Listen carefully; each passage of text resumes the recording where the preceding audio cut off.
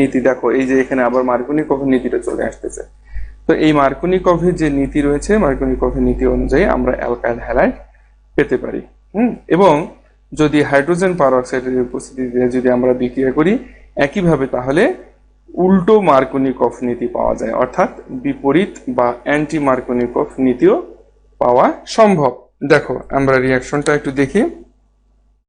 রিয়াকশনটা হচ্ছে CH3 bond CH double bond CH2 plus hydrogen ব্রোমাইডের সাথে যদি আমরা বিক্রিয়া করি তাহলে আমরা পাবো কি CH3 bond CH Br bond CH3। এটা একটা মার্কনিকভ নীতি। হ্যাঁ, তো মার্কনিকভ নীতিতে যেহেতু আর একটা প্রোডাক্ট পাওয়া যায়, সেটা এটা 90% আর একটা 10% পাওয়া যায়। তো এখানে আমরা 90% প্রোডাক্টটা যেটা আমরা বেশি পাবো সেটাই ধরে নিলাম, আর 10% প্রোডাক্টটাকে না হয় উচ্চ রাখলাম।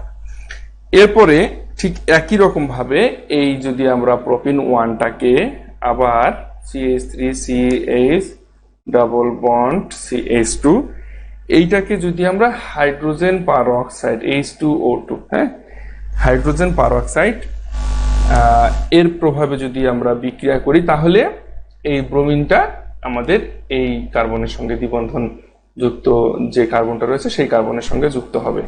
এটা তখন আমরা 90% পাবো প্রোডাক্টটা। ঠিক আছে, যেমন CH2Br। তাহলে এইটা আমরা ইতিপূর্বে পড়েছিলাম, এখানে আর সেটা আমি লিখছি না, যে এটা হচ্ছে আমাদের মার্কনিকভ নীতি অনুযায়ী, আর এটা হচ্ছে আমাদের খারাসের সূত্র বা বিপরীত মার্কনিকভ সূত্র বা পারঅক্সাইড ফলাফল বা অ্যান্টি মার্কনিকভ সূত্র, এই অনুযায়ী আমরা এই প্রোডাক্টটা পাবো 90%। ঠিক আছে, অ্যাকচুয়ালি এই দুটো প্রোডাক্টই তৈরি হয় মার্কনিকভ নীতিতে। এই প্রোডাক্টটা অর্থাৎ 2 ব্রোমো প্রোপেন, এই প্রোডাক্টটা তৈরি হয় 90% বা কোনো কোনো বইতে থাকে 99%, আর এই প্রোডাক্টটা তৈরি হয় 1% বা 10%। আবার খারাসের সূত্র বা অ্যান্টি মার্কনিকভ বা পারঅক্সাইড ফলাফল অথবা বিপরীত মার্কনিকভ সূত্র, এই সূত্রে আমাদের এইখানে হাইড্রোজেন ব্রোমাইডটা আমি লিখতে ভুলে গেছি, আচ্ছা এখানে লিখে দিলাম। তো এর মধ্যে আমরা দেখতে পাবো যে এই প্রোডাক্টটা অর্থাৎ ব্রোমো প্রোপেন 1 ব্রোমো প্রোপেন, এই প্রোডাক্টটা আমরা পাবো 90% বা 99%। ঠিক আছে, তো এভাবে আমরা আমাদের 3 নম্বর যে টপিক ছিল সেই 3 নম্বর টপিক হচ্ছে অ্যালকিন থেকে আমরা আমাদের কাঙ্ক্ষিত যে অ্যালকাইল হ্যালাইড, এই যে অ্যালকাইল হ্যালাইড, সেই অ্যালকাইল হ্যালাইডটা কিন্তু আমরা প্রস্তুত করতে পারলাম। ঠিক আছে, আচ্ছা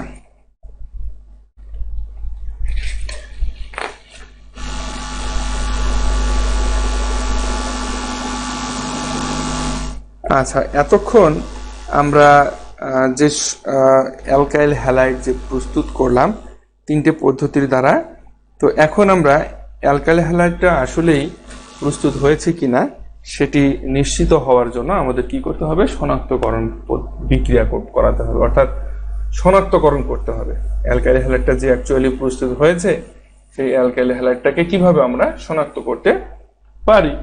তো এই অ্যালকাইল হ্যালাইডটাকে শনাক্ত করার জন্য যে পদ্ধতি, সেই পদ্ধতিটাকে আমরা লিখব, নাম হচ্ছে অ্যালকাইল হ্যালাইডের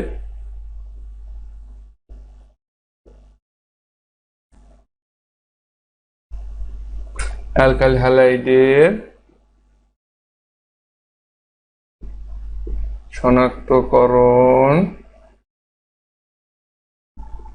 বিক্রিয়া, অ্যালকাইল হ্যালাইডের শনাক্তকরণ বিক্রিয়া। তো অ্যালকাইল হ্যালাইডের মধ্যে সাধারণত যদি আমরা কষ্টিক সোডা দ্রবণ যোগ করি, অর্থাৎ সোডিয়াম হাইড্রোক্সাইড দ্রবণ যদি যোগ করি, তাহলে তার মধ্যে সিলভার নাইট্রেট দ্রবণ যোগ করলে অধক্ষেপ উৎপন্ন হয় খুব সহজভাবে। অ্যালকাইল হ্যালাইডের মধ্যে কষ্টিক সোডা দ্রবণ যোগ করে তার মধ্যে যদি আমরা সিলভার নাইট্রেট দ্রবণ যোগ করি তাহলে অধক্ষেপ উৎপন্ন হয়, অর্থাৎ সিলভার হ্যালাইডের অধক্ষেপ উৎপন্ন হয়। দেখো ভালো করে দেখো, তো এখানে বিক্রিয়াটা মোটামুটি 2 ধাপে সম্পন্ন হবে। আমাদের যেটা স্যাম্পল বা অ্যালকাইল হ্যালাইড সেটি নিলাম আমরা, এটা অ্যালকাইল হ্যালাইড। এর মধ্যে যদি আমরা কৌষ্টিক সোডা বিক্রিয়া কৌষ্টিক সোডা দিয়ে দিই তাহলে আমরা কি পাবো? আমরা পাবো আর bond OH plus sodium halide. তো প্রথম ধাপে আমাদের সোডিয়াম হ্যালাইড তৈরি হচ্ছে। এখন এর মধ্যে যদি আবার আমরা সিলভার নাইট্রেট দ্রবণ যোগ করি তাহলে সিলভার নাইট্রেট দ্রবণটা এই সোডিয়াম হ্যালাইডের সাথে বিক্রিয়া করবে। কিভাবে? Sodium halide plus silver nitrate এবং বিক্রিয়া করবে আমাদের সিলভার হ্যালাইড, এটা সাদা অধক্ষেপ উৎপন্ন করবে এবং সোডিয়াম নাইট্রেট তৈরি করবে। দেখো ভালো করে একটু লক্ষ্য করে দেখো, তাহলে অ্যালকাইল হ্যালাইডের যে শনাক্তকরণ বিক্রিয়া, এই শনাক্তকরণ বিক্রিয়াটা আমরা দুই ধাপে সম্পন্ন করতে পারছি। প্রথম ধাপে অর্থাৎ অ্যালকাইল হ্যালাইডের মধ্যে যদি আমরা সোডিয়াম হাইড্রোক্সাইড যোগ করি, তারপরে আবার যদি আমরা সিলভার নাইট্রেট যোগ করি তাহলে কি হবে? সিলভার হ্যালাইডে সাদা অধক্ষেপ, এইখানে সাদা অধক্ষেপ পড়বে। হ্যাঁ, এখানে সাদা অধক্ষেপ পড়বে। এ থেকেই আমরা বুঝতে পারবো যে আমাদের কাঙ্ক্ষিত যে স্যাম্পলটি সেটি আমাদের অ্যালকাইল হ্যালাইড, এটা নিশ্চিত। ঠিক আছে। আচ্ছা, এখন আমাদের যে নেক্সট টপিকস, সেই নেক্সট টপিকস নিয়ে আমরা আলোচনা করব। নেক্সট টপিকস হচ্ছে আমাদের অ্যারোমেটিক হ্যালাইড। আমরা অ্যালকাইল হ্যালাইড পড়লাম, এখন আমরা আলোচনা করব অ্যারোমেটিক হ্যালাইড। তো অ্যারোমেটিক হ্যালাইড এখানে লিখে দিই, অ্যারোমেটিক হ্যালাইড। হ্যাঁ,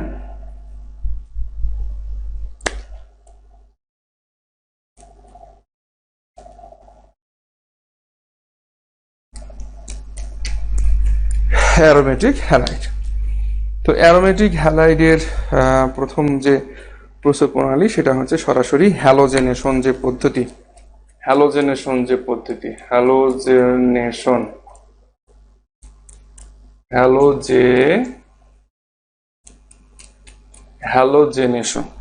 এই হ্যালোজেনেশন পদ্ধতিটা কি? হ্যালোজেনেশন পদ্ধতিটা হচ্ছে 80 ডিগ্রি সেন্টিগ্রেড তাপমাত্রায় যদি আমরা লুইস অ্যাসিড অনুঘটকের উপস্থিতিতে, যেমন aluminium chloride, ferric chloride, ferric bromide, এর উপস্থিতিতে যদি ক্লোরিন বা ব্রোমিন দ্বারা যদি আমরা অ্যারোমেটিক হাইড্রোকার্বনকে বিক্রিয়া করাই তাহলে আমাদের সরাসরি হ্যালোজেনেশন প্রক্রিয়ায় অ্যারাইল ক্লোরাইড বা ব্রোমাইড উৎপন্ন হয়।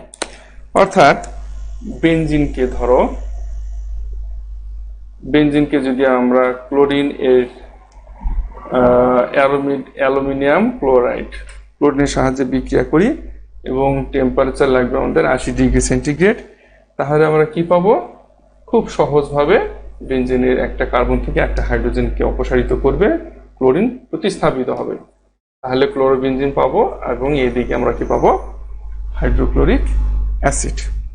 এইটা হচ্ছে আমাদের ক্লোরোবেনজিন বা অ্যারোমেটিক হ্যালাইড, তাই না? ক্লোরোবেনজিন বা অ্যারোমেটিক হ্যালাইড। আচ্ছা, এরপরে 2 নম্বর যে পদ্ধতি, সেই পদ্ধতিটা হচ্ছে আমাদের ডায়াজোনিয়াম লবণ থেকে।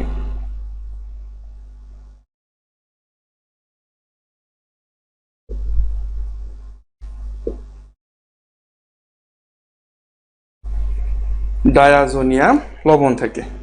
তো ডায়াজোনিয়াম লবণ থেকে কিভাবে বিক্রিয়া করব?